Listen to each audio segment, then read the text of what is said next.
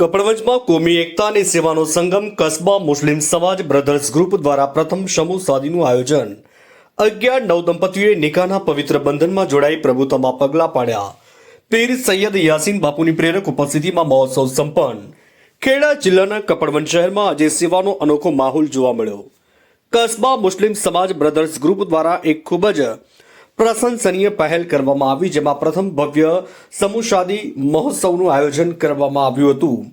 કપડવંજમાં સામાજિક જવાબદારીના ભાગરૂપે કસ્બા મુસ્લિમ સમાજ બ્રધર્સ ગ્રુપ દ્વારા આયોજિત આ કાર્યક્રમમાં કુલ 11 નવદંપતીઓએ સમૂહ નિકાહ પડી જીવનની નવી સફર શરૂ કરી હતી. આ પ્રસંગે વાતાવરણ ખુશીઓથી છલકાઈ ઉઠ્યું હતું.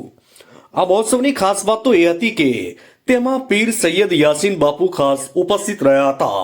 તેમાં આશીર્વચન અને દુઆઓ સાથે તમામ નવદંપતીઓએ પ્રભુતામાં પગલાં પાડ્યા હતા. સૈયદ યાસીન બાપુએ આ પ્રસંગે સમૂહ લગ્નના મહત્વ વિશે સમજણ આપી હતી અને આયોજકોની કામગીરીને બિરદાવી હતી. કસ્બા મુસ્લિમ સમાજ બ્રધર્સ ગ્રુપના યુવાનો દ્વારા મહેમાનોના સ્વાગતથી લઈને જમણવાર સુધીની તમામ વ્યવસ્થાઓ ખૂબ જ સચોટ રીતે કરવામાં આવી હતી.